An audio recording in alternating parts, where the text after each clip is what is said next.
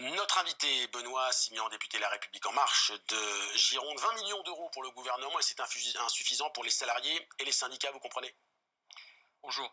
D'abord, dans cette affaire, ce qui compte, c'est la sauvegarde de l'emploi. Et on ne parle pas de plan social, mais de plan de sauvegarde de l'emploi, qui avait été une première fois présenté par Ford Aquitaine Industrie il y a quelques semaines. Les services de l'État ont demandé des précisions et Ford a répondu à toutes les demandes. Donc le PSE, le plan de sauvegarde de l'emploi, a été validé cette nuit.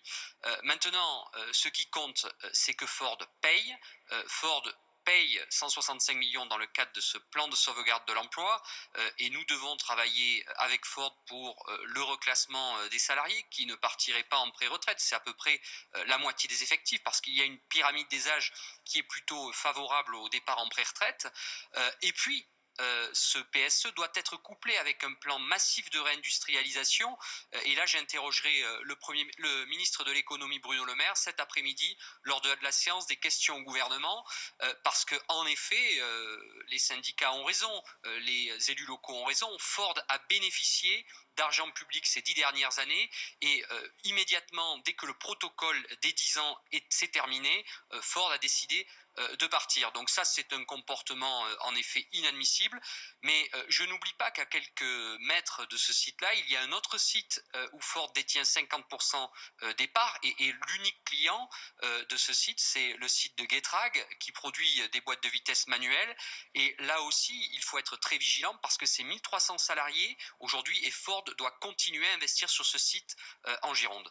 Justement, la fermeture de Ford, c'est un coup dur pour le tissu industriel local? Bien entendu, c'est un coup dur. La fermeture du site, c'est pour fin août. Donc très clairement, nous devons nous mettre immédiatement au travail pour la réindustrialisation du site. Bordeaux, aujourd'hui, est un site extrêmement attractif. Donc nous devons nous mettre au travail sans relâche pour trouver de nouveaux investisseurs. Moi, je travaille énormément sur le sujet des énergies nouvelles, de l'hydrogène. Hydrogène de France, l'entreprise girondine s'est positionnée pour prendre une partie du foncier pour développer et créer immédiatement 50 salariés relatifs au sujet de la pile à combustible, du déploiement de piles à combustible. Donc vous voyez, ça c'est des projets du futur. L'État et Ford doivent soutenir la réindustrialisation de ce site, ce pourquoi j'interrogerai Bruno Le Maire cet après-midi. Merci beaucoup Benoît Simian d'avoir été Merci. avec nous en direct dans le